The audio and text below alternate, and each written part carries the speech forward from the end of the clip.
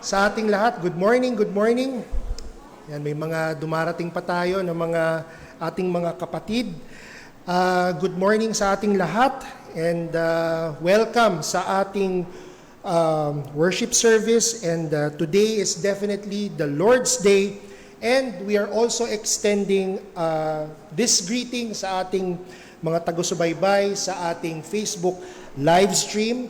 Na sana po kung kayo po ay nanonood dito sa ating live stream, sana po makinabang po kayo sa aming pagsamba.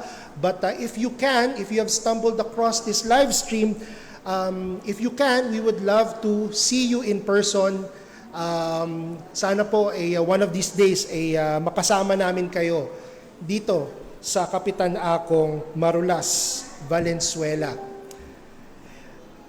At this point, we would also like to greet ang ating mga visitors, first-timers. Unang-una po si Sir Edmundo Gastadon.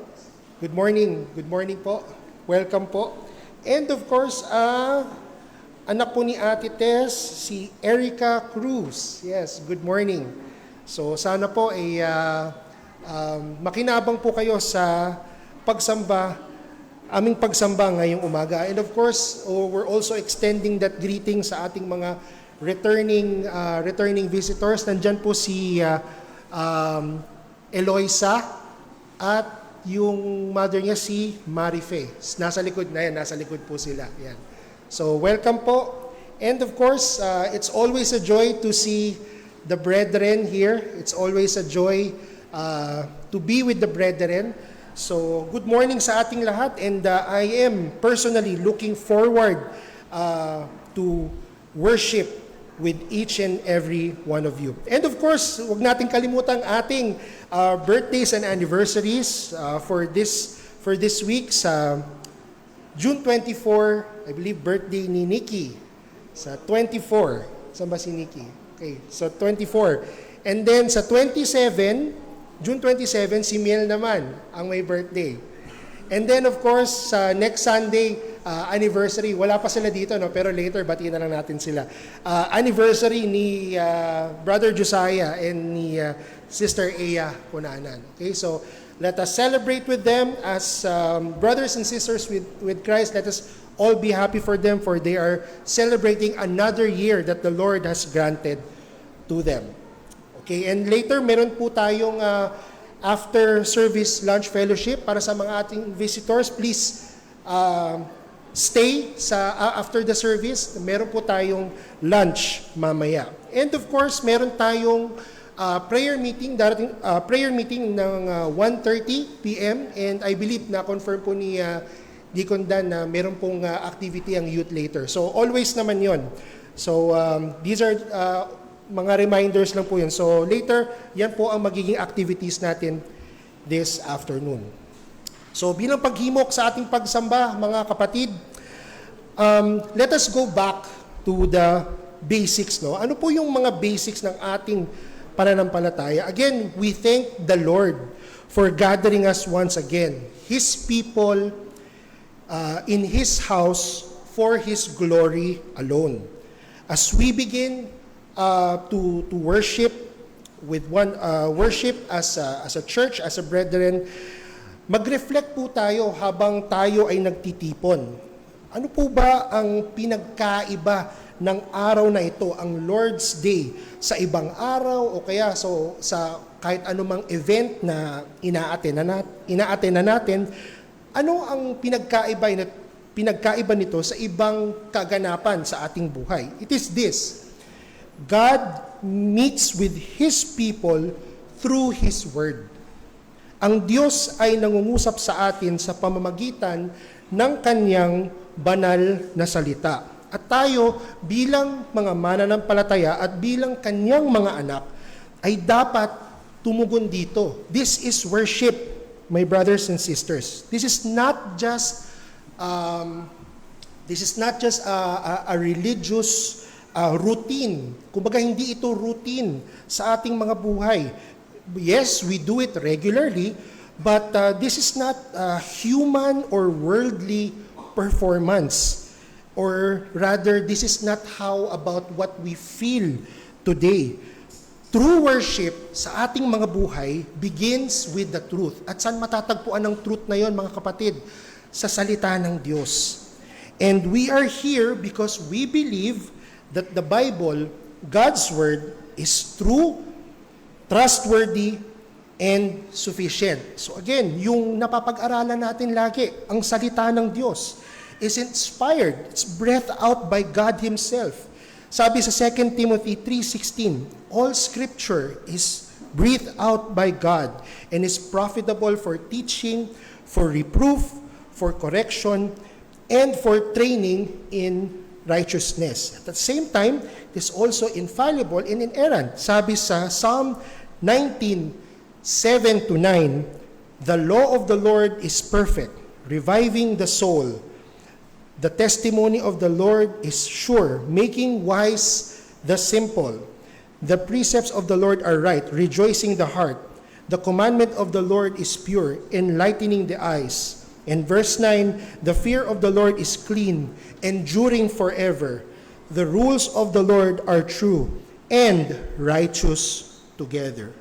And dito din natin, dito din natin kinukuha ang ating authority and its sufficiency. Ito ang final rule of our lives. So mga kapatid, ang buong pagsamba natin sa umagang ito at sa buong araw na ito, mula sa mga awit na ating aawitin mamaya, sa scripture reading natin. At mamaya, habang nakikinig tayo sa pinakatugatog ng ating pagsamba, which is, yung the preaching of the word, sa kung paano tayo manalangin, kung paano tayo magfe-fellowship mamaya.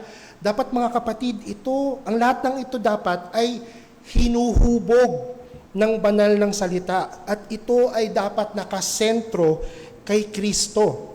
Kaya mga kapatid, as we begin, let us, again, babanggitin ko, may mga distractions tayo, may mga things tayo going on with each of our lives. But today, let us come with reverence. Let us come with joy. Let us come with expectation because the living God is not silent. He speaks through His living word, and His living word gives life to each and every one of us. Kaya mga kapatid, let us all prepare our hearts and let us pray. Aming dakilang Diyos, lumalapit po kami sa inyo ngayong umaga na kami po ay nagpapasalamat at nagpapasalamat kami ng may paggalang sa iyong soberanong rule sa aming mga buhay. Kayo ang banal at makapangyarihan sa lahat. Wala po kaming karapatan na magmalaki. Wala po kaming karapatan na mag-boast sa mga aming nagawa dito sa mundo na ito. Kasi lahat ng ito ay nanggaling sa iyo. Lahat ng lakas na meron kami ay nanggagaling sa iyo, aming Panginoon. Patawarin niyo kami. Patawarin niyo kami na kami lumalapit na minsan may malamig na puso o ang isip namin ay nasa malayong lugar. Linisin nyo kami, linisin nyo ang aming mga puso't isipan mula sa kasalanan. At we ask, Lord, na alisin din ang anumang humahadlang sa aming tunay na pagsamba ngayong umaga. We ask you, Lord, na bigyan nyo kami ng puso na humble heart, pusong isang mapagkumbaba na ito'y nakafocus at nakatuon sa iyo. At patuloy nyo kaming basagin para malaman namin ang tunay na kagalakan sa inyong katotohanan. Sa aming pagkanta, sa aming pakikinig at panalangin, kayo nawa ang maluwalhati. Ito pong aming dalangin sa pangalan ni Jesus. Amen. Para sa ating unang hymno, let us lift our voices and praise to our Creator and Redeemer, the one who preserves our lives and provides all things. Ang aawitin po natin ang Praise to the Lord the Almighty. It is a very powerful hymn, well-written and well-displayed kung ano nga ba ang difference between the creature, us, and our Creator. So tayo po'y tumayo at awitin po natin ang Praise to the Lord the Almighty.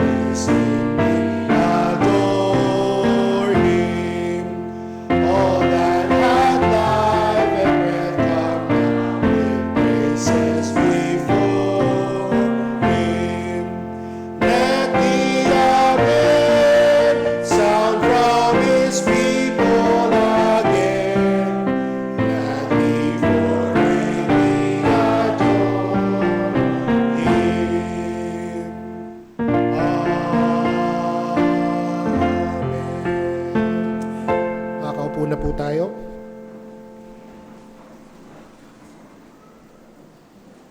Para sa ating susunod na aawitin, ito po ay nagpapaalala sa atin of our firm foundation. Ano po yung firm foundation ng ating faith? Of course, it is Christ, but just to be detailed about it, let us remind ourselves of Scripture alone, grace alone, faith alone, in Christ alone, for the glory of God alone. So ito po nga awitin natin, ang Reformation hymn. Awitin po natin ito with conviction and also with gratefulness dito sa truth na ito na na-recover during the Reformers.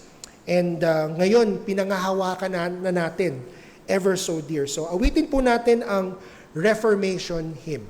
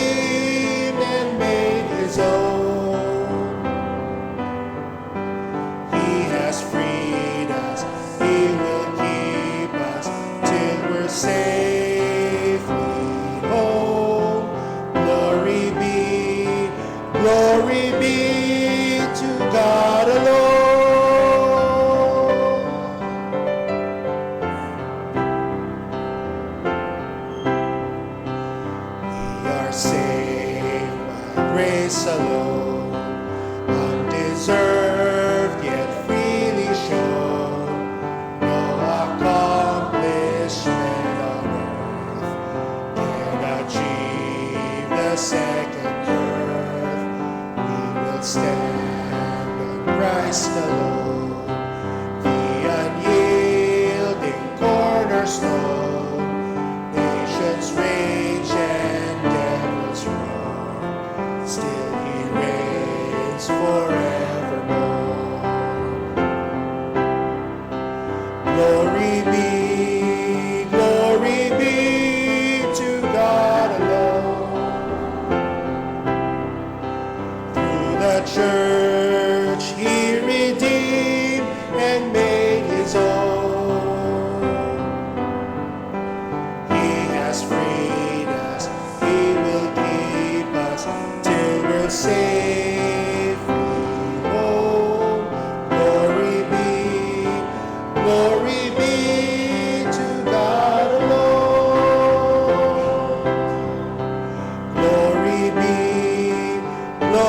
be to God alone.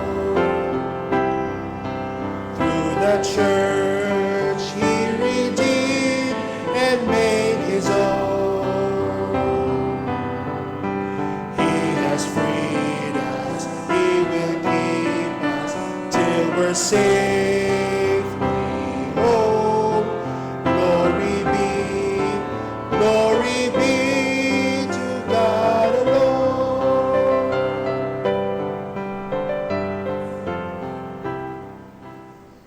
Purihin ang Diyos. At ngayon mga kapatid, dumako tayo sa ating bahagi ng ating pagsamba. Tayo po ay maghahandog ng ating mga kaloob. Ito po ay hindi lamang isang simpleng bahagi ng programa. Ito ay isang pagsamba.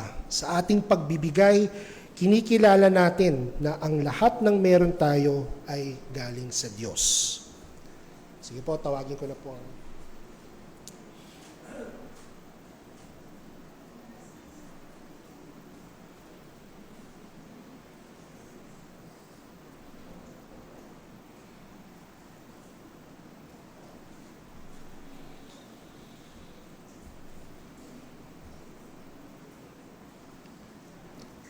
And para sa ating mga sumusubaybay sa ating live stream, if you are being led to give to the work of the gospel through TNC, naka-flash po sa ating screens ang aming China bank accounts. And ito po ay magagamit sa pagpapalaganap ng Ebanghelyo. Sige po, tayo po ay manalangin. Aming dakilang Diyos, salamat po sa lahat ng ipinagkaloob niyo sa amin, sa aming pang-araw-araw na pangangailangan, sa aming kaligtasan, sa aming bagong araw, every day na puno ng inyong grace. Ngayon po kami ay nagbabalik ng bahagi ng biyayang ito bilang pasasalamat at pagkilala na kayo ang may-ari ng lahat ng meron kami. Naway gamitin niyo po ito sa pagpapalaganap ng Ebanghelyo, sa pagpapatibay ng inyong iglesia at sa ikalaluwalhati ng pangalan ni Kristo. Nagpapasalamat po kami, Panginoon, sa lahat ng ito, sa pangalan ni Jesus. Amen. Para sa ating scripture reading, tawagin ko na po si Kuya Nato.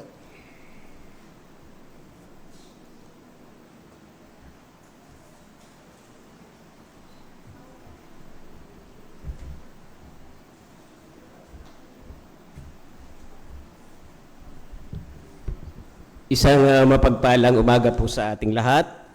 Tayo po'y dadako sa ating regular na pagbasa ng banal na salita ng Diyos. At tayo po'y humantong na sa penultimate na kabanata o chapter 14 ng regular scripture reading natin sa libro ni Zacarias sa Tagalog, no? Sa English, Sekaraya. So, Inaanyayahan ko po kayo na buksan natin ang ating mga Biblia sa chapter 14 ng Zechariah o Zacarias. Babasahin po natin to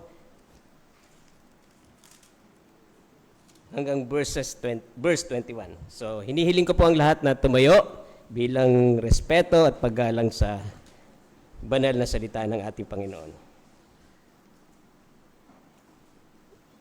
Narito, isang araw darating para sa Panginoon, ang samsam na kinuha sa iyo ay paghahati-hatian sa gitna mo, sapagkat aking titipunin ang lahat ng bansa upang lumaban sa Jerusalem, at ang lungsod ay masasakop, ang mga bahay ay lolooban, at ang mga babae ay pagsasamantalahan. Ang kalahating ng lungsod ay bibihagin, ngunit ang nalabi sa bayan ay hindi aalisin sa lungsod. Kung magkagayoy, lalabas ang Panginoon at makikipaglaban sa mga bansang iyon, gaya ng siya'y nakipaglaban sa araw ng labanan. Sa araw na iyon ay tatayo ang kanyang mga paa sa bundok ng mga olibo na nasa tapat ng Jerusalem sa dakong silangan. At ang bundok ng mga olibo ay mahahati sa gitna niya, sa silangan hanggang sa kanluran, sa pamamagitan ng napakalawak na libis. Ang kalahati ng bundok ay malilipat sa dakong hilaga, at ang kalahati ay sa dakong timog. At kayo'y magsisitaka sa libis ng aking mga bundok, sapagkat ang libis ng mga bundok ay aabot hanggang sa asal. Kayo'y tatakas gaya noong kayo'y tumakas mula sa lindol ng mga araw ni Uzias na hari ng Juda. Pagkatapos, ang Panginoon kong Diyos ay darating kasama ang lahat ng mga banal. At mangyayari sa araw na iyon ay hindi magkakaroon ng liwanag. Ang mga magniningning ay uunti. At ito'y magiging isang araw na lalaman ng Panginoon. Hindi araw at hindi gabi, ngunit mangyayari na sa gabi ay magkakaroon ng liwanag. Verse 8, sa araw na iyon ay aagos mula sa Jerusalem ang buhay na tubig. Ang buhay na tubig, kalahati niyon ay sa dagat na dakong silangan, at kalahati niyon ay sa dagat sa dakong kanluran. Iyon ay magpapatuloy sa tag-init at sa taglamig. Ang Panginoon ay magiging hari sa buong lupa sa araw na iyon. Ang Panginoon ay magiging isa at ang kanyang pangalan ay isa. Ang buong lupain ay magiging kapatagan mula sa gabi o mula sa Geba hanggang sa Rimon sa timog ng Jerusalem. Ngunit ang Jerusalem ay mananatiling mataas sa kanyang dako mula sa pintuan ng Benjamin hanggang sa dako ng unang pintuan, hanggang sa sulok na pintuan, at mula sa tore ng Hananed hanggang sa pisaan ng ubas ng hari. At ito'y titirhan sapagkat hindi na ito muling magkakaroon ng sumpa.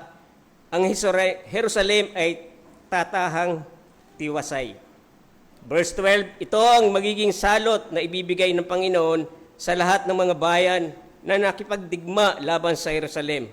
Ang kanilang laman ay mabubulok habang sila'y nakatayo sa kanilang mga paa, at ang kanilang mga matay mabubulok sa kinalalagyan ng mga ito, at ang kanilang mga dila ay mabubulok sa kanilang mga bibig. Sa araw na iyon ay darating sa kanila ang isang malaking pagkatakot sa Panginoon, at hahawak ang bawat isa sa kanila sa kamay ng kanyang kapwa, at ang kamay ng isa'y itataas laban sa kamay ng iba pa. Maging ang Huda ay makikipaglaban sa Jerusalem. Ang kayamanan ng lahat ng bansa sa palibot ay titipunin, ginto, pilak, at kasuotan na napakarami. Isang salot na gaya ng salot na ito ang darating sa mga kabayo, mola, kamelyo, asno, at sa lahat ng hayop na naroon sa mga kampong iyon. Bawat isa na nakaligtas mula sa lahat ng bansa na lumaban sa Jerusalem ay aahon taon-taon upang sumamba sa hari, sa Panginoon ng mga hukbo, at upang ipangilin ang kapistahan ng mga kubol. Ang sino man sa mga angkan sa lupa na hindi umahon sa Jerusalem upang sumamba sa hari, sa Panginoon ng mga hukbo, sila'y mawawala ng ulan. Kung ang angkan ng Ehipto ay hindi umahon at hindi pumaroon, ang ulan ay hindi babagsak sa kanila, ngunit darating sa kanila ang salot na ipinalasap ng Panginoon sa mga bansang hindi aahon upang ipagdiwang ang kapistahan ng mga kubol. Ito ang magiging kaparusahan sa Ehipto at sa lahat ng bansa na hindi aahon upang ipagdiwang ang kapistahan ng mga kubol. Sa araw na iyon ay isusulat sa mga kampanilya ng mga kabayo, banal sa Panginoon. Ang mga palayok sa bahay ng Panginoon ay magiging gaya ng mga mangkok sa harapan ng dambana. In verse 21, at sa bawat palayok sa Jerusalem at sa Huda ay magiging banal sa Panginoon na mga hukbo, upang lahat ng mga mag-aalay ay gamitin ang mga iyon sa paglalaga ng laman ng handog.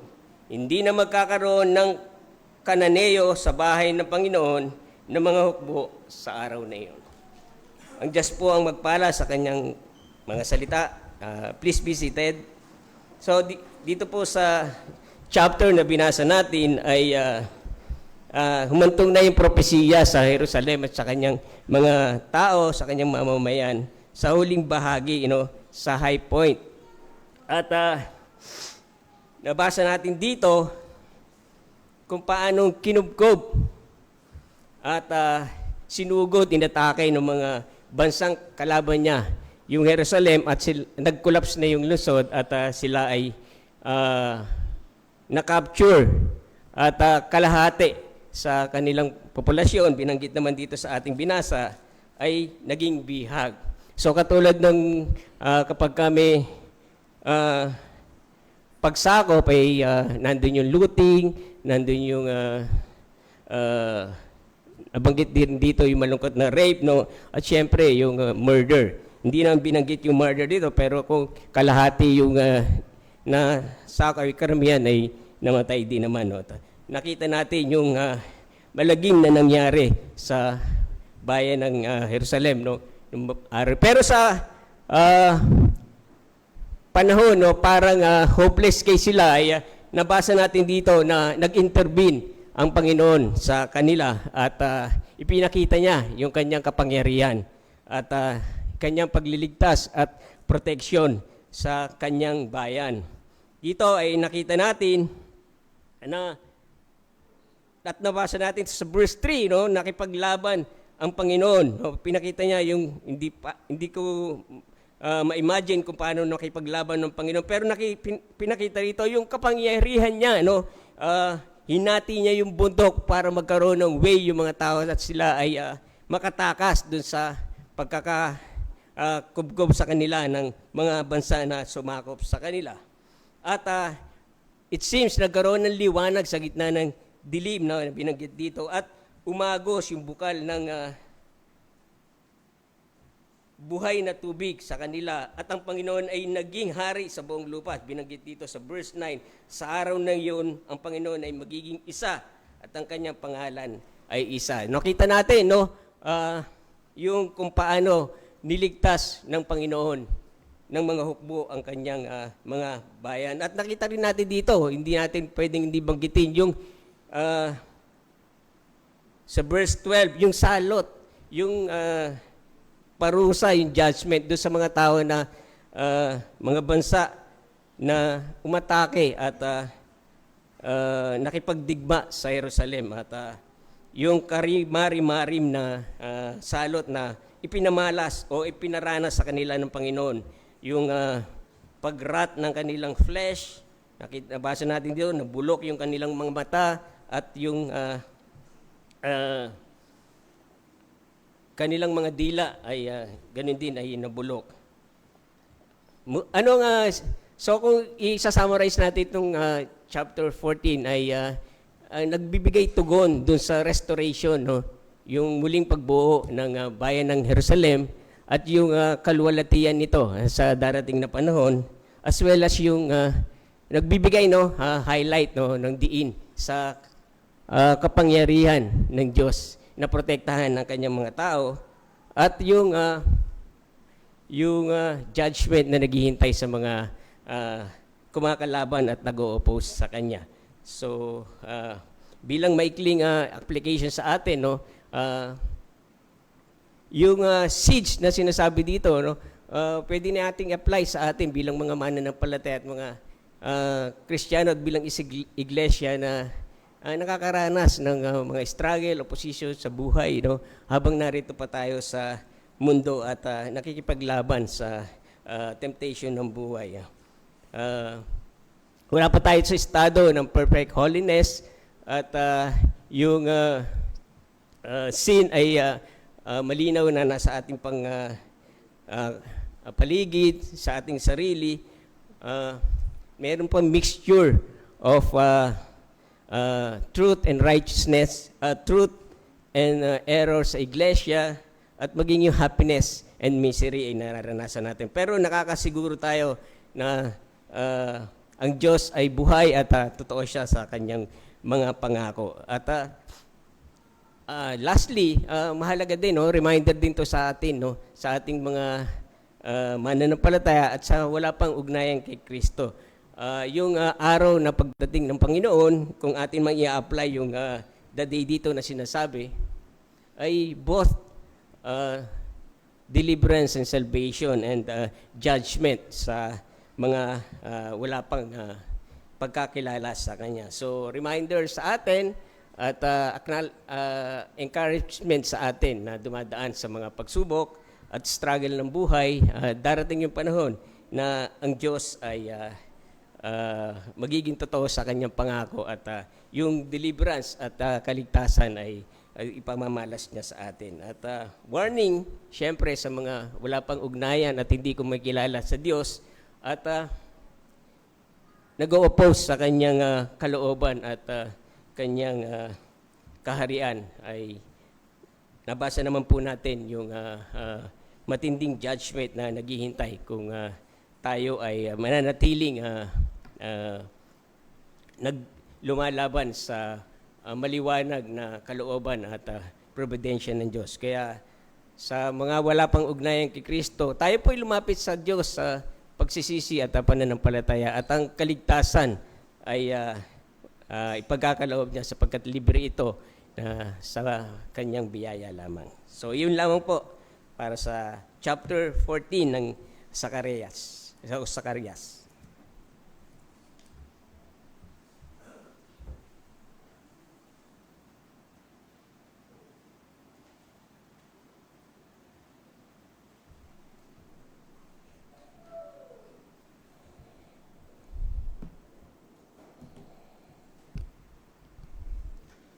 Salamat po, Kuya Nato.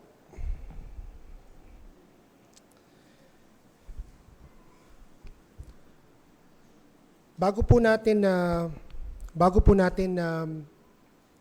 basahin ang ating scripture text at bago po natin basahin ang ating scripture text at ultimately ang pakikinig ng today's sermon, awitin po natin ang Behold Our God. So, habang inaawit natin ito, no, ihanda na natin ang ating mga puso na nakafixate sa greatness ng ating Panginoon. So, let this be our prayer and declaration bilang paghanda sa pakikinig ng salita ng Diyos.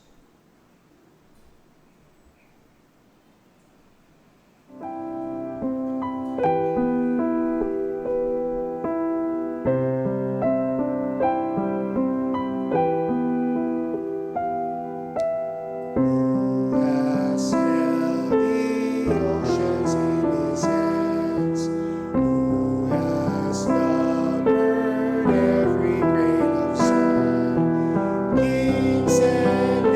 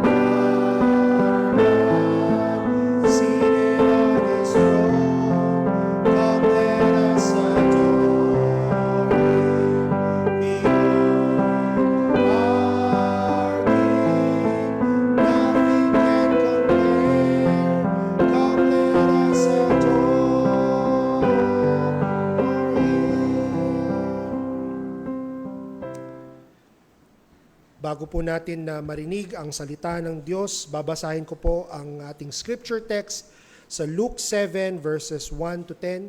Babasahin ko po sa wikang Ingles. Ito po ang sabi, "After he had finished all his sayings in the hearing of the people, he entered Capernaum. Now a centurion had a servant who was sick and at the point of death, who was highly valued by him. When the centurion heard about Jesus, he sent to him elders of the Jews, asking him to come and heal his servant.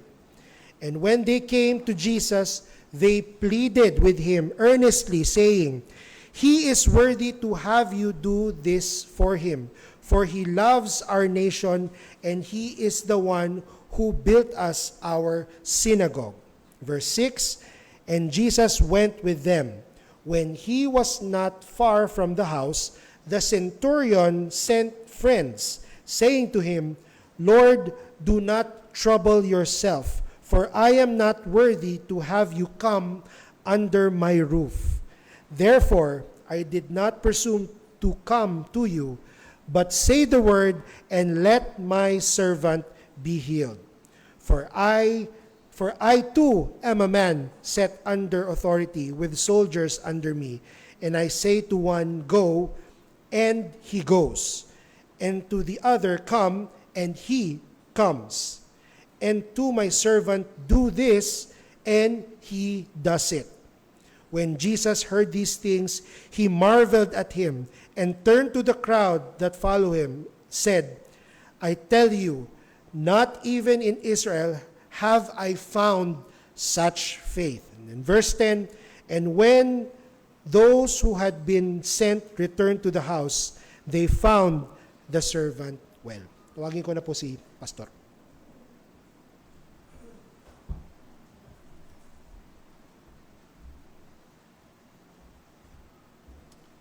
Thank you, Brother Mark, sa pangunguna sa pananambahan. Isang magandang umaga sa ating lahat. Marami pong mga kapatid tayong nagpaalam. Sila po ay mga nasa out of town. Ang pamilya Alegria nasa Gimba. Si Ate Sonny and Dana nasa Tarlac.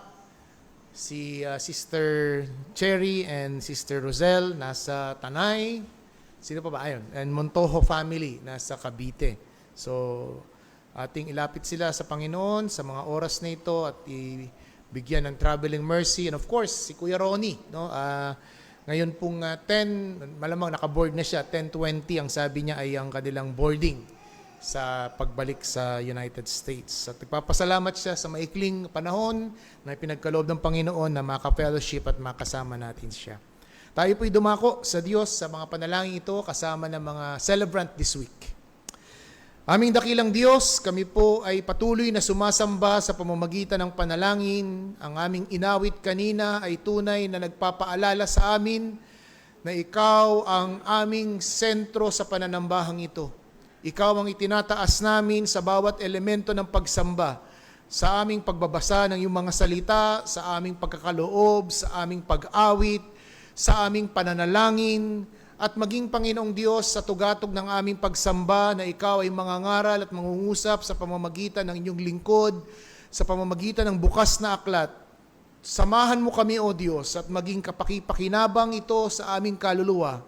Maging kapakipakinabang ito sa mga kaluluwang naririto sa gusaling ito, sa mga tahanan na nasa kanilang mga nanonood sa mga kanilang mga tahanan sa mga oras na ito. Ang aming mga regular viewers, O Diyos, naway katagpuin mo sila at kasamahin mo sila, O Diyos, sa pamamagitan ng iyong makapangyarihang salita.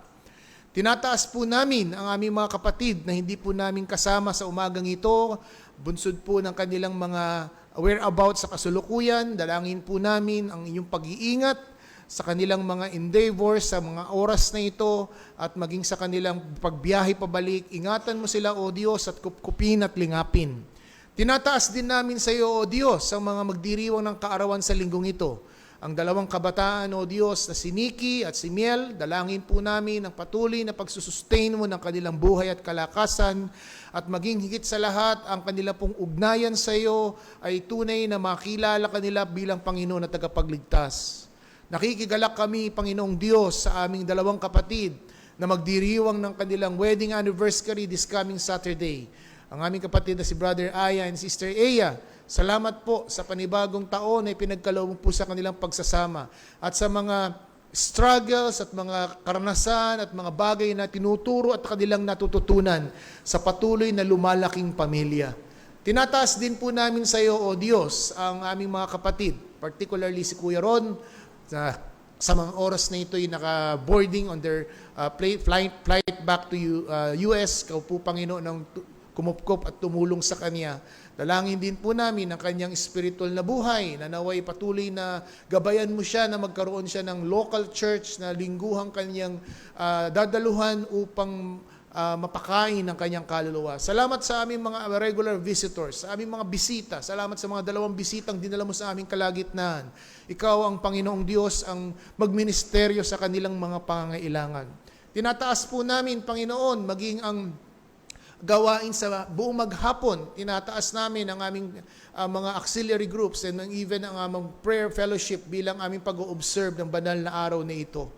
Panginoong Diyos, tinataas ka namin sa darating na susunod na linggo na aming pong pagsisikap na ipangaral ang iyong salita, ang aming Gospel Sunday sa aming afternoon service next Sunday. Dalangin po namin ang mga pangalang aming mga isinadmit na inanyayahan, naway kumilos ka, katagpuin mo sila, ihanda mo sila sa araw na ito para po sa pangangaral at pakikinig ng iyong salita. At kami bilang isang iglesia, O Diyos, na magtulong-tulong upang ipanalangin at isagawa ang gawaing ito ng aming pong church evangelism. Dalangin po namin, Panginoong Diyos, maging ang mga kaibigan at mga mahal namin sa buhay na wala pang ugnayan sa iyo.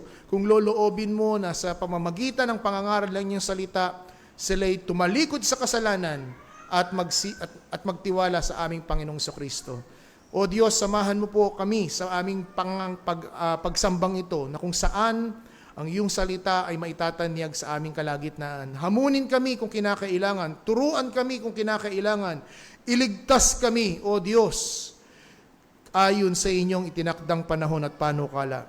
Ito po ang aming dalangin na may pagtitiwala sa pangalan ni Kristo Jesus. Amen.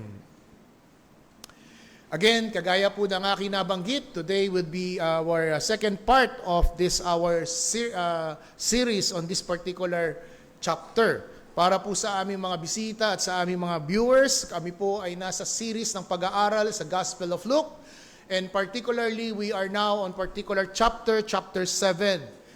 In chapter 7, verse 1 to 10, amin po napag-aralan last week ang ilang mga bagay. Una, nakita po namin ang konteksto ng kabanatang ito, o particularly ng account na ito na kung saan ay merong chronological context. Ito pong pangyayaring ito ay bunsod matapos ng chapter 6. At kung ipaparallel po natin ito sa Matthew chapter 5 to 7, it is about the teaching of the Sermon on the Mount. And after the Sermon on the Mount, it comes this particular narrative. We will also see the geographical context. Pumasok si Jesus sa Capernaum. Ang Capernaum ay isang napakahalagang lugar at lokasyon sapagkat ito po ang hub of trade and commerce. It became also the headquarters during the Galilean ministry of the Lord Jesus Christ, in which He spent more than 1 year. But in spite na mahaba ang panahong iginugol ni Jesus sa lungsod na ito, there is unbelief in this city. And also, lastly, we see the theological context. There is a comparison between the good tree with good fruit and a bad tree with a bad fruit. There is the comparison between true converts and false converts. There is the wise and the fool builders. And secondly, nakita natin the amazing faith of the centurion. But this amazing faith can be explained by the amazing grace of God. Dahil sa mayamang biyaya at habag ng Diyos, ay nagkaroon ng kamanghamanghang pananampalataya ang centuryong ito. And finally, nakita natin that Christ is the Savior of sinners. Hindi lang siya tagapagligtas ng mga Hudyo. Kung hindi, dito makikita natin, isang hintil ang naging recipient ng kaligtasan.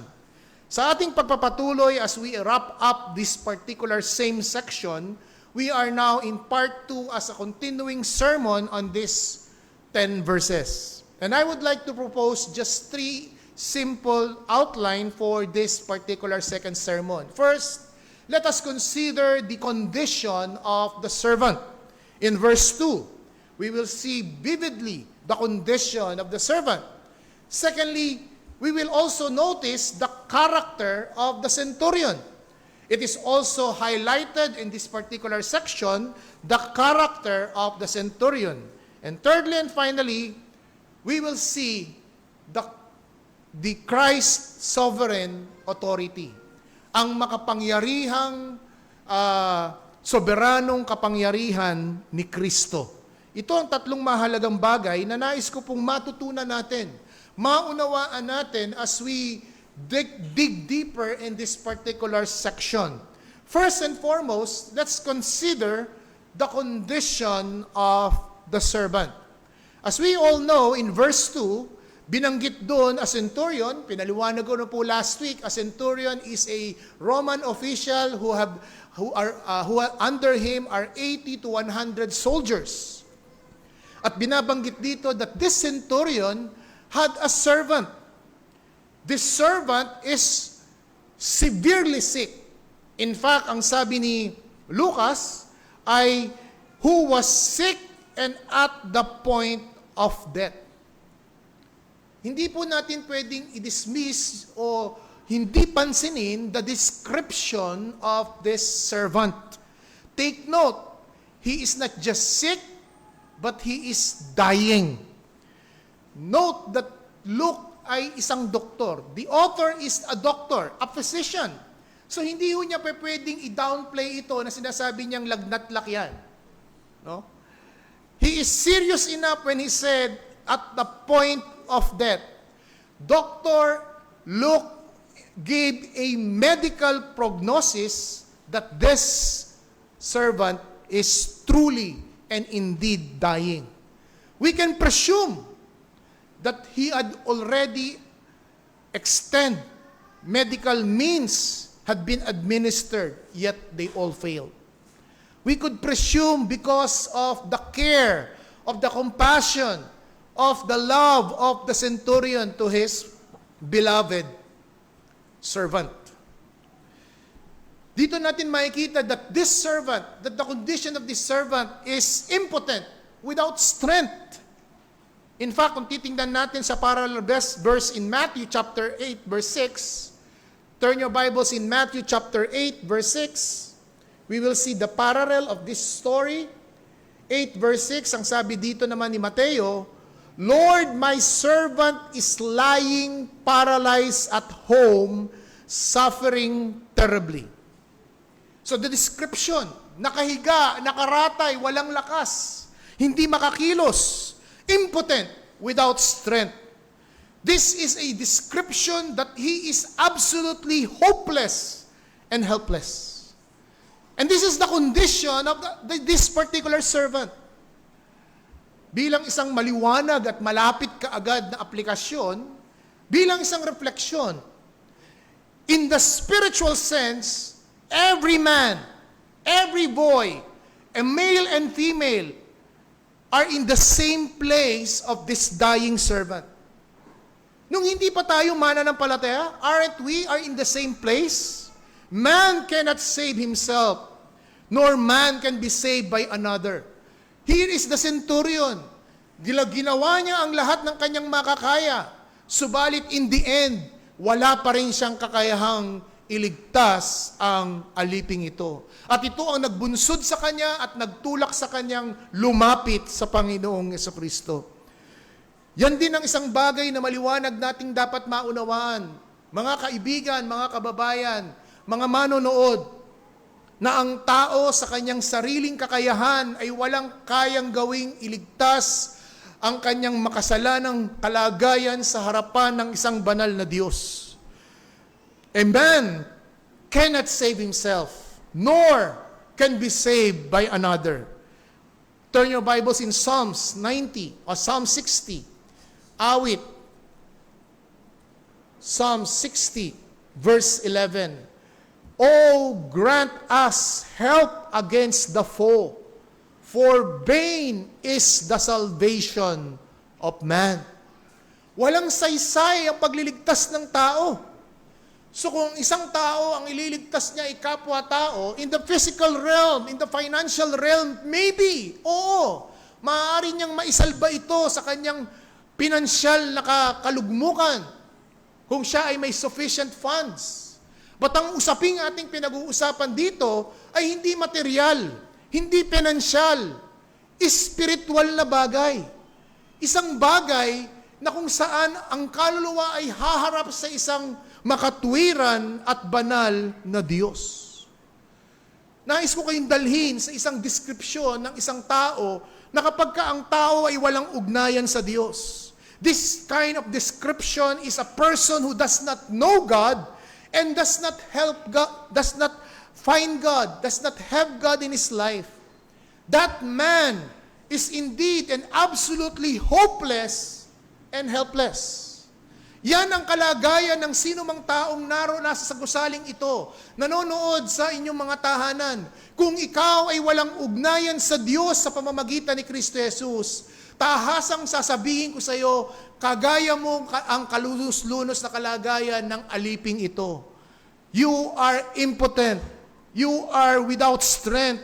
You are absolutely hopeless and helpless. Psalms 107. Let's all turn our Bible in Psalms 107. Psalms 107. This is a long psalm. One of the long psalm, though Psalms 119 is the longest. Pansinin po nyo sa mga sumusunod na talata, ang description ng mga tao na walang Diyos. Walang pagkakilala sa Diyos. Psalms 107 verse 4 to 5. Psalms 107 verse 10 to 11, 17, 18, and 23 and 24. Una, tingnan natin. Psalms 107 verse 4 to 5. Some wander in the desert waste, finding no way to the city to dwell, in hungry and thirsty. Their soul fainted with them. Verse 10. Some in the darkness and in the shadow of death, prisoners in affliction in irons, for they have rebelled against the words of God and spurned the counsel of the Most High. Verse 17. Some were fools through their sinful ways, and because of their iniquities suffered affliction. They longed to any kind of food, and they draw near to the gates of death. And finally, chapter 107, verse 23 to 24, some went down to the sea in ship, doing business on the great waters. They saw the deeds of the Lord, His wondrous works in the deep. Anong puntong binabanggit dito ng salmista? Binabanggit ng salmista dito, dinidescribe ang isang taong walang Diyos, isang taong walang ugnayan sa Diyos, malayo sa Diyos. Ito po yung mga description that people are in different situation. They are helpless in the desert, verse 5 to 6. Verse 10 to 11, these are prisoners in dark dungeon, in deep seas, unless they call to God for help. Doon pa lang magkakaroon ng pagbabago. Doon pa lang magkakaroon ng pagliligtas ng kanilang sitwasyon. Yan ang kalagayan at description ng sino mang kaluluwa. Lalaki man o babae, bata man o matanda, dalaga o may asawa, lolo o lola, ang bawat isa ay ganito ang spiritual condition. Same like this servant who is impotent, and weak, without strength, hopeless and helpless. If we are going to turn the New Testament, same idea also. Romans 5 verse 6. Turn your Bibles in Romans.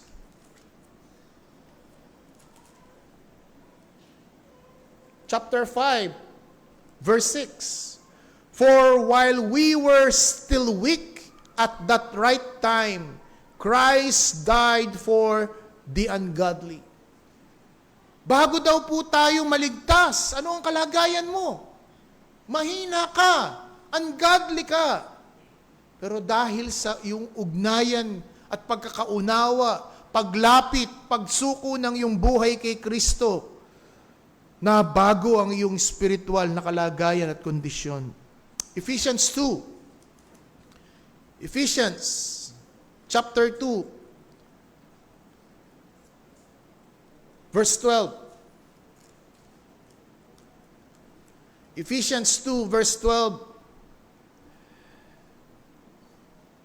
Verse 12. Remember that you were at that time separated from Christ, alienated from the commonwealth of Israel, and strangers to the covenant promise, having no hope and without God in the world. As you see here, dinideclare. And that's the reason sa ating mga epitaph, sa mga sementeryo, no? Ang pagitan po ng buhay at kamatayan is yung gatla. Born on this day, gatla, died on this day. That's the brevity of life. After which is what? Eternity.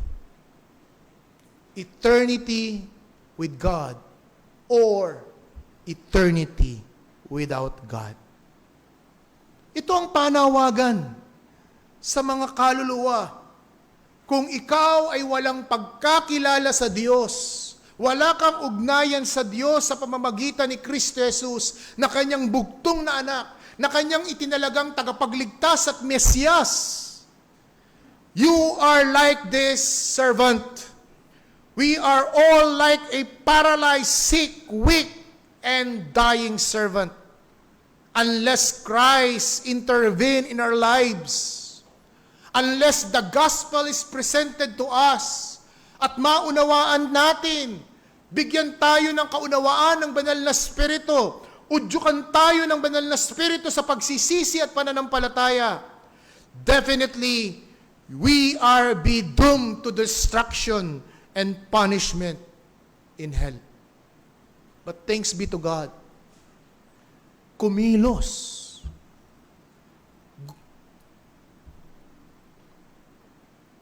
The work of the Spirit stirred our wickedness. The work of the Spirit opened our blinded eyes. The work of the Spirit opened our deaf ears. And we see the glory of the gospel. We see Christ in the glory of the gospel.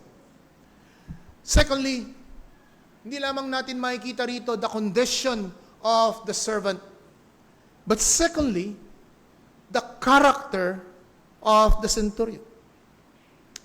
As we go back to our text, Luke chapter 7,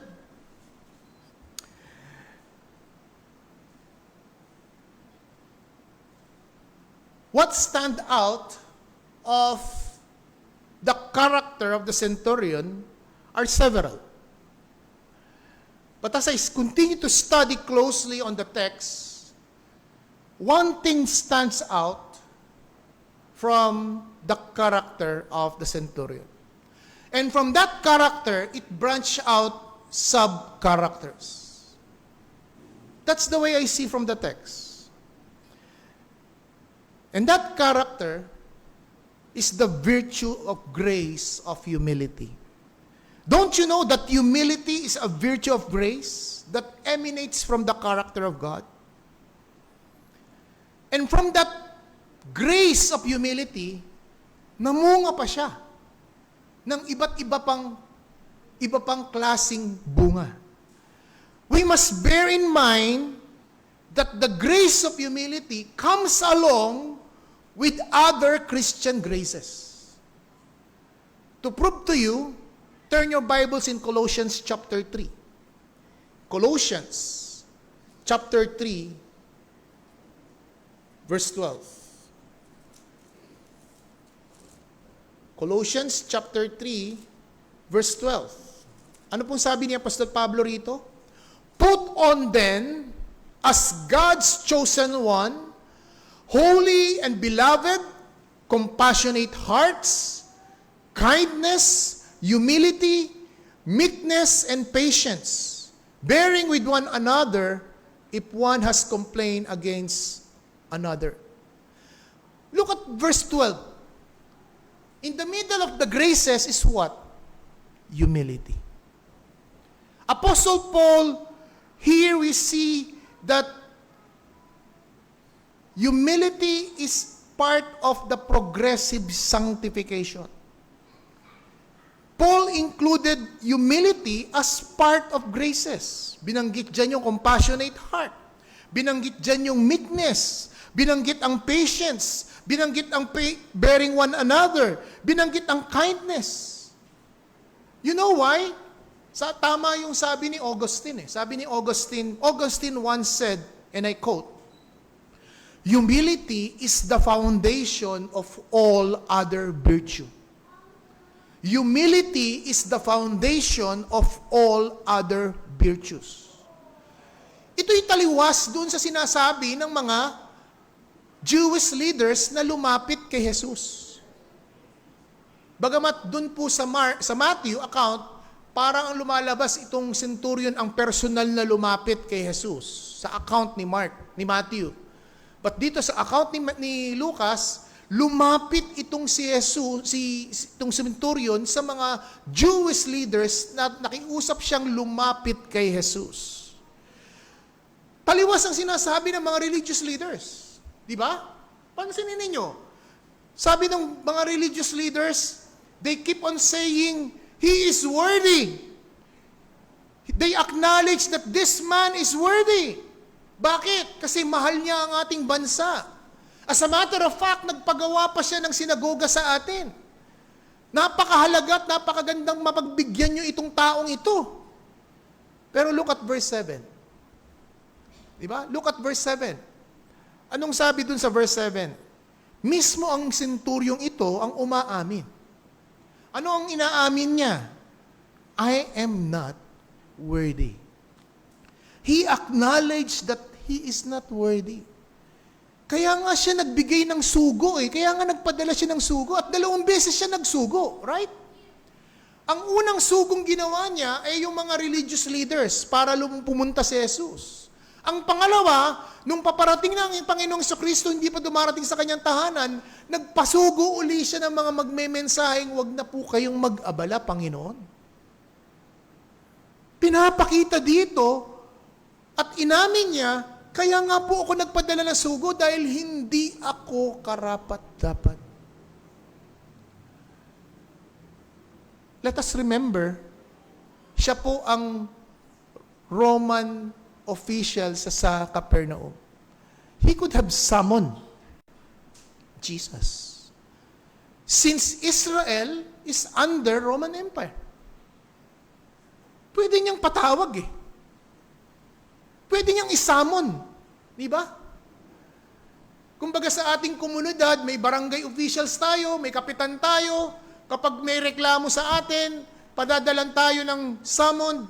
Pumunta ka sa barangay sa ganitong petsa, ganitong araw, may nagre-reklamo sa iyo, kailangan mong pumunta. Pwedeng gawin na yung sementoryon yan Pero hindi nga niya ginawa. In fact, kinilala niya ang kanyang unworthiness. And here we will see the humility of this person. Side by side, the character of kindness. Another grace here is the kindness. He is so kind. He is so compassionate. Look at verse 2 again. As we go back to our text, sabi dito, now a centurion had a servant who was sick and at the point of death, who was highly valued by him.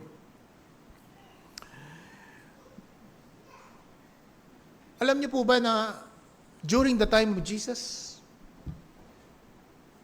bakit po tinawag na servant o slave itong taong ito? Because during those time, there is the concept of slavery institution. Nais kong ipabatid sa atin, sa panahon natin ngayon, wala na po tayong slavery institution. It was abolished in 1700s. And this institution of slavery in the time of Jesus was harsh, dehumanizing. Alam nyo ba, mga kabataan, kapag nung panahong ng Panginoong Kristo na ang slave institution ay umiiral, ito ay maaaring sa tatlong aspetong mangyari ang isang tao maging slave. Kapag ang isang lugar ay na-captured in the war, the people there captured in the war could turn into slaves. Or, yung mag-asawang slaves, pag nanganak sila, ang anak nila, ituturing pa rin slaves. Or, freeman ka, pero gumawa ka ng isang krimen, at ang parusa sa'yo ay pagiging isang alipin. Or, meron kang napakalaking na pagkautangan na hindi mo kayang bayaran at ikaw ang magiging kabayaran. Those are the things one can be turned into slave. And sadly, slaves are it. They are treated not a person, but as an object. They have no rights. They can be bought. They can be sold. They can be punished. They can be hurt, raped, or killed in the discretion of the owner. Walang human rights na iiral. And that's how dehumanizing the slavery institution in the time of Jesus. But this centurion, look at verse 2, highly valued this servant. The term valued means precious, well-loved, cherished. Bibihira tayong makakitang isang master na magbibigay ng ganitong klaseng affection at treatment sa isang slave.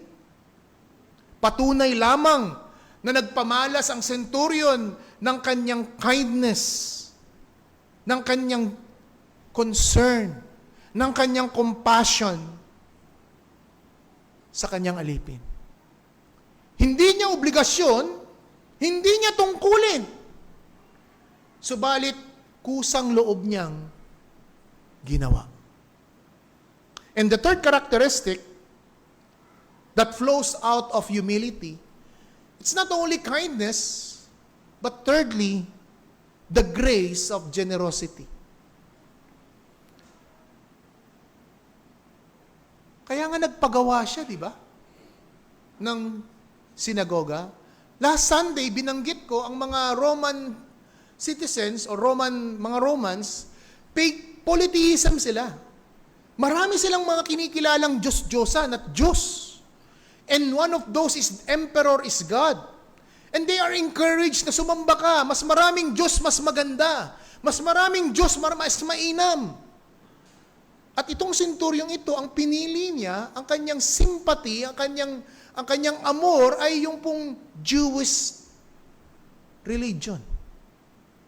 At pinakita niya ito na bilang simpatya niya sa mga nasasakupan niya sa Capernaum, nagpagawa siya ng sinagoga. Kaya itong namang mga tao sa sinagoga, sa Capernaum, tuwang-tuwa sila. Dahil ang ating ang namamahala sa atin, ang sumasailalim sa atin na nakakasakop sa atin ay isang mabuti at mabait na Roman government official. Hindi siya mabagsik. Hindi siya abusado. Hindi siya nagmamaltrato. In fact, mahal na mahal pa nga niya ang kanyang alipin. He is well loved, well received by the people in Capernaum. Kaya nung unang lapit niya sa mga Jewish leaders na ito, hindi na nagdalawang isip. Hindi na napahiya ang centurion. In fact, talagang sinasabi nila, Panginoon, kailangan mong pagbigyan ito. Ito yung tao na talagang masasabi natin na we can vouch for his integrity. We can vouch for his kindness and goodness. In fact, we can assume that this centurion is the one who financed to build the synagogue. The grace of generosity, the grace of kindness, and the grace of humility. Well, what are these traits? These traits ought to be exemplified among the true believers of the Lord Jesus Christ. Di ba? Yan ang karakter, mga traits ng isang mananampalataya, ng isang tunay na mananampalataya, ng isang tunay na binago ng Diyos inside out. Magmula sa kabulukan sa loob, kagandahan sa labas. This trait ought to be visible and noticeable even in our spiritual community, in our local churches. Yan po ang pagpapamalas ng Kristiyanong pag-uugali. Hindi lang ng bawat individual, ito'y namamalas sa spiritual community more so of the local church. And these graces of humility, kindness, and generosity are no other than the very traits of the character of our God. That our God is a loving, compassionate God. That God is so generous that He gave His Son, His only Son, our Lord Jesus Christ. And that is exemplified, demonstrated by this unnamed centurion. Pinamalas ito ng centurion na hindi pinangalanan. Ang kanyang pagpapakumbaba, ang kanyang pagpakababa, bagamat siya ay nasa posisyon, bagamat may otoridad, nagpamalas ng kanyang pagpakababa. However, no matter how remarkable the humility of this centurion, there is one man better than the centurion. There is one man who is much far better. And this man is no other than Jesus Christ Himself. The very act of His humiliation, iniwan niya ang kanyang kalulatian sa langit, sumunod sa kalooban ng kanyang Ama, nanaog, dinagdag ang pagiging katawan, ang pagiging totoong tao. From God, adding man, and from man, not just an ordinary man. He could have been born as a member of a royal family, but he opted to choose to be a son of a carpenter. He opted to choose to be a servant. And that servant died as another act of humiliation, as another act of humility. Is not to die like a hero's death, but to die treated as a worse criminal. You see yung stages ng pagpapakababa ni Kristo? Magmula sa Diyos, kung anong hindi siya ay naging siya, naging tao, naging God-man. At nung naging tao, pwede siyang tumira sa pinakamataas na level of society, sa mga aristocrat, sa mga royal blood, pero hindi yun ang pinili niya. Ipinanganak siya sa sabsaban.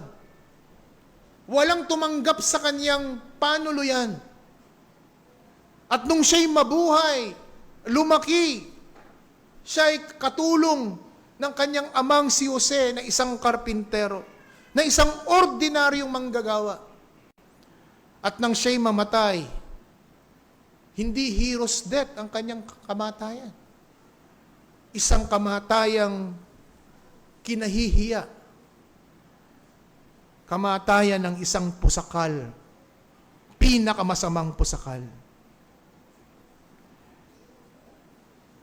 Ito'y isang maliwanag pagtuturo na ang pagpakababa ni Kristo clearly teaches us that we ought to let go of our pride. The humility of Christ teaches us not only to let go of our pride, but to let go of entitlement and status in the eyes of men. Sad to say, I've seen ministers na kapag hindi sila tinawag na bishop, nagagalit. That's entitlement. But look at Christ. Yung lumalabas sa reels na sinend ng isa nating kapatid, pinagmamalaki niya sa reels na siya ang pinakapinagpala sa kanilang lahat. Dahil talo na, nanalo pa sa eleksyon.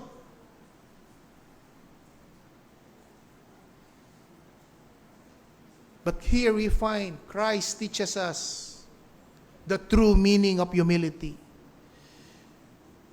It reminds us to let go of our pride. It reminds us to let go of our entitlement and status in the eyes of man or society or the world.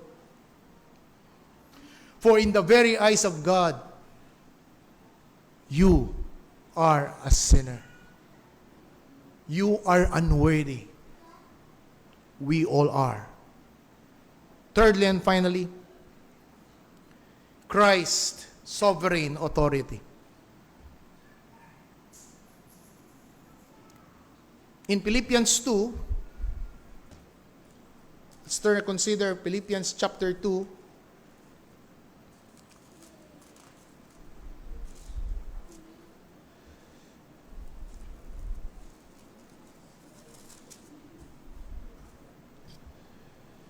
Verse 5 to 11.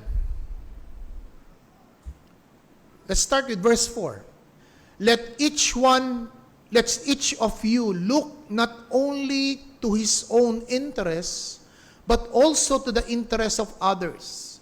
Having this mind among yourselves, which is yours in Christ Jesus, who though he was in the form of God, did not count equally with God a thing to be grasped, but emptied himself by taking a form of a servant, being born in the likeness of man, and being found in human form, he humbled himself and became obedient to the point of death, even death on the cross.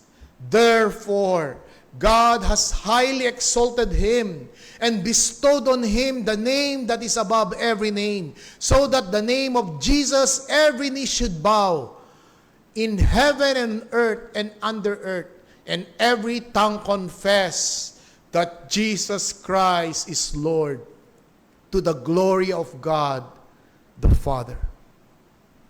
And this is the sovereign authority of Christ. In Luke 7, Christ commends the understanding of centurion about the principle of authority. Di ba kinoment ni Kristo Dahil alam nung centurion na kaya siya may kapangyarihan, it is because it was vested, it was put to him by the Roman Emperor. So from the Roman Emperor, ibinigay sa kanya yung kapangyarihan, kaya kaya niyang magsagawa ng utos, pumunta ka rito, pumunta ka doon, because of that vested authority. In like manner, yun din po ang binangyari dito mga kapatid. Sa perfect obedience ni Kristo, either passive and subjective obedience, passive and active obedience, in-earn ni Kristo ang title, the Lord of Lords and King of Kings. God the Father gave it to him. And that's what our discussion last week in our midweek Bible class in Psalms 2. The installation, the coronation of the Son. He had that authority, and that authority was given unto him. Matthew 28:18-30, now all authority in heaven and earth was given to me. Go into all the world and preach the gospel, teaching them and baptizing them in the name of the Father, of the Son, of the Holy Spirit. Pinapakita, mga kapatid, ang otoridad ni Kristo. At mind you, ang kanyang otoridad ay hindi nasasaklawan ng space and time. Have you considered na ito pong kaganapan dito sa Luke chapter 7? Ito po ang kauna-unahang himalang ginawa ni Jesus na nagpagaling siya na hindi niya nakitang mukhaan yung kanyang pinagaling. This is the very incident na hindi nakita nung pinagaling at nung nagpagaling. Bakit? Kasi ang sabi ng centurion, you don't need to come. Just say a word. Hindi ba ganyan nilikha ng Diyos? What we have right now? You go back to Genesis 1 and 2. God said, let there be light, and what happened? And there was light. Let there be sea creatures, let there be land creatures, there be air creatures. And it was so. Psalms 63 or Psalms 33 verse 6. Turn your Bibles in summary of Genesis 1 and 2. Psalms 33 verse 6. By the word of the Lord the heavens were made, and by the breath of his mouth all their hosts. Same with John 1:3. The world was created through him and by him. Same with Colossians 1:16.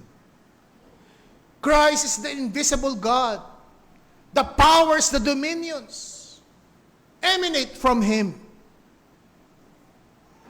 Not only that, hindi lamang Christ's authority is not affected by time and space, but secondly, Christ's authority is clearly delegated upon His Word.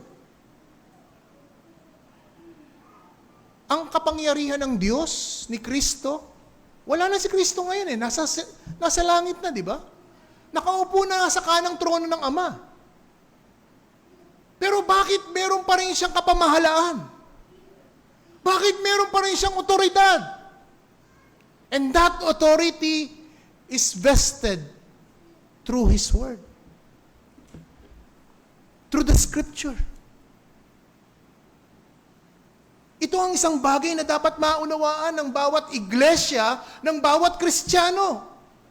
That's why sola scriptura, our final and ultimate basis, is the authority of God's Word, in which this is the delegated authority of Christ to the church and to the Christians.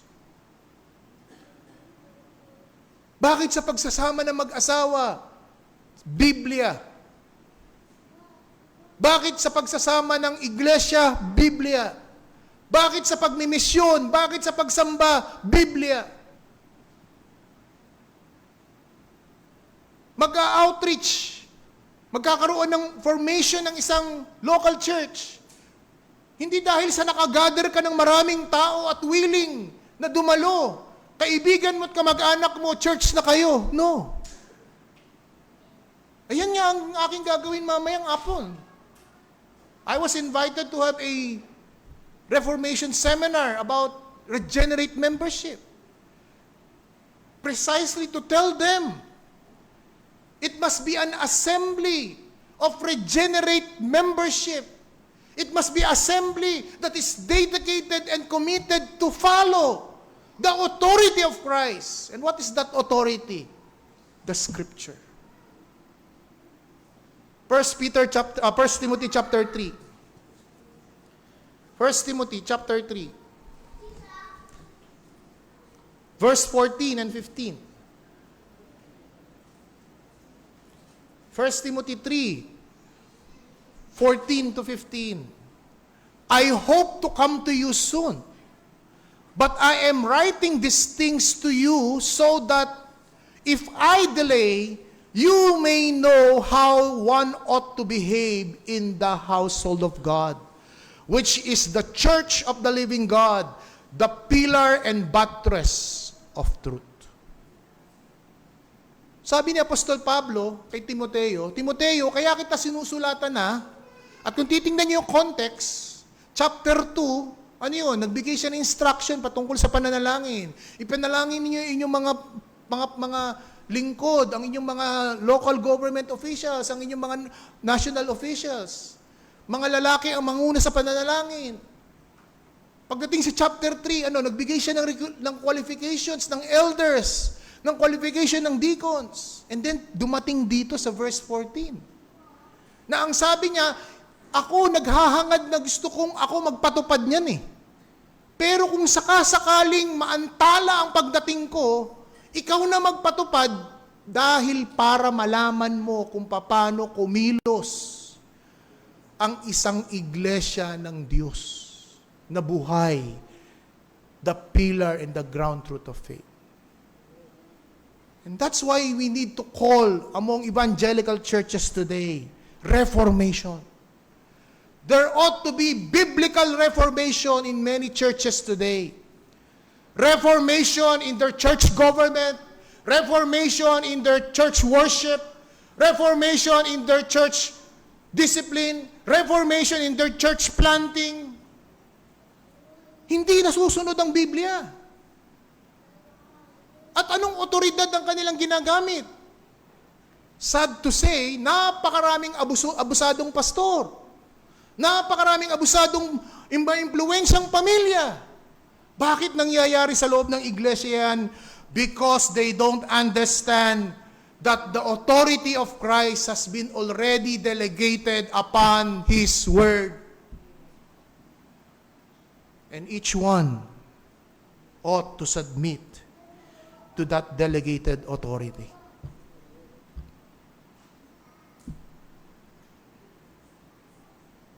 Nawa, mga kapatid, mga Kristiyano na makakatunghay ng pananambahan at mensaheng ito, sukatin ninyo ang inyong pagpapasakop, pagtitiwala sa salita ng Diyos. Biblical reformation in our modern day churches today. In order for you to become or to be back into a biblically ordered church. Christ, sovereign authority. Tayo manalangin. Aming dakilang Diyos, nagpapasalamat kami sa dalawang sermon na aming napakinggan at natutunan sa araw na ito at sa nakarang linggo. At tulungan mo nawa kami, Panginoon, na mag-reflect at makita ang aming kalunos-lunos na kalagayan. Ang isang kaluluwa na kung wala siyang ugnayan sa Diyos sa pamamagitan ni Kristo Jesus, katulad siya ng isang aliping walang lakas, walang pag-asa, at walang kinabukasan. Nawa ang sino mang kaluluwang makita ang kanyang ganitong klaseng kalagayan ay tulungan ng banal na Espiritu na lumapit ng buong inam, lumapit kay Kristo para sa katubusan ng kanyang kasalanan at kaligtasan ng kanyang kaluluwa. At sa aming mga mananampalataya, naway kami na paalalahanan that the virtue of humility is the foundation of all Christian graces, that all other Christian virtues. Tulungan mo po kaming magpakumbaba sa aming kapwa, sa aming kapatid, that we may exemplify kindness and generosity as well. Huwag po sana naming tingnan na mas mataas kami sa estado sa aming kapwa kapatid, sapagkat hindi ito ang iyong ninanais sa loob ng iglesia. Na sa tuwing kami magtitipon sa banal na hapunan, we are all equals. We are all sinners saved by grace, saved by the precious blood of our Lord Jesus Christ. Walang mayaman, walang mahirap, walang matalino, walang mangmang sa loob ng iglesia, sapagkat lahat kami pantay-pantay na makasalanan, at dahil sa biyaya lamang ni Kristo, kami ay naligtas. We are what we are is all by the grace of God. And finally, tulungan mo po kaming magpatuloy na magpasakop sa delegated authority ni Kristo. And this is no other than your divine instruction, your inspired, inerrant, and infallible word. May every local churches, every minister recognize that we have no authority other than by the virtue that emanates from the Word of God. Kaya magbigay ka, O Diyos, ng reformasyon sa mga iglesia, sa mga tagapanguna. Simulan nawa, O Diyos, ang gawain ng reformasyon sa mga kanya-kanya naming iglesia. Hamunin kami na magpasakop sa otoridad ni Kristo sa pamamagitan ng kanyang mga salita. Ito ang aming dalangin na may pagtitiwala sa pangalan ng Kristo Jesus. Amen.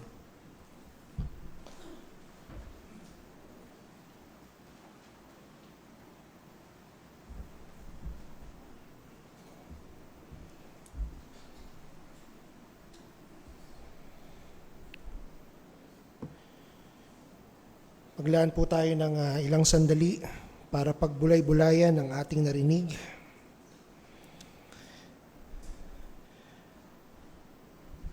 Let it be a point of conviction based on sa what we just heard, sa salita ng Diyos. And the beauty about today's technology, mga kapatid, no? Itong mga sermon na naririnig natin, and of course, yung mga sa lesson natin sa midweek Bible class, it is available na pwede nating paulit-ulit. So, let us continue to enrich ourselves with the teaching and the preaching of the Word. Bilang pagtugon sa narinig nating salita ng Diyos, there is no one more worthy, more beautiful, more glorious than our Christ Jesus. Awitin natin ang fairest Lord Jesus, and let us sing this final hymn with hearts that is full of love and awe of our Savior. Tayo po'y tumayo at awitin natin ang fairest Lord Jesus.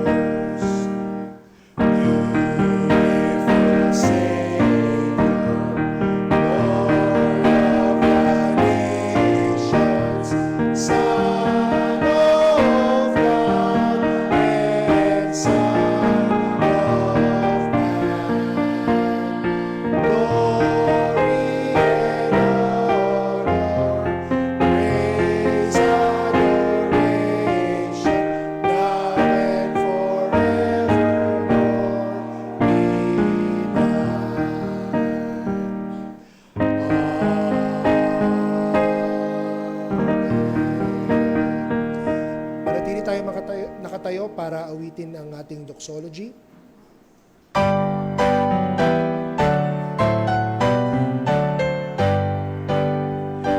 Praise God from whom all blessings flow.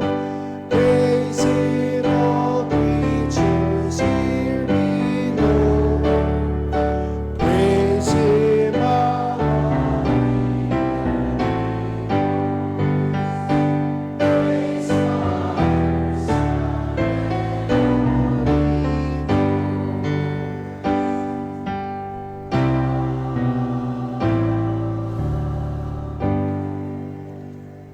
O aming dakilang Diyos, nawa ay katagpuin mo kami sa pamamagitan ng ministeryo ng Banal na Espiritu sa mensaheng aming narinig at sa nakaraang linggo bilang pagpapatuloy ng iyong pangunguna at pagpapala at pangungusap sa aming mga kaluluwa. Dalangin po namin, O Diyos, na kasangkapanin mo ang iyong salita upang tawagin ang isang makasalanan sa pagsisisi. At tulungan din ang isang mananampalataya na makapamuhay ng ayon sa mga Kristiyanong biyaya na aming pong natutunan mula sa taong ito na aming pinag-aralan. At higit sa lahat, O Diyos, ang pagpapasakop ng isang iglesia, ng isang Kristiyano sa otoridad ng iyong mga salita para sa patuloy pong ikasusulong ng isang iglesia at ng buhay ng isang Kristiyano ngayon at sa muli nating pagkikita. Siya nawa. Tayo po'y maupo sandali para sa ating mga announcement, pagbati. So, una po sa lahat ay binabati natin ang may kaarawan this week, no? Si Nikki, nahanap ko, nasa likod pala. Si Nikki, si Miel, at of course, yung ating couple na magdiriwang sa Saturday, yung mga magulang ni Enzo. Yan.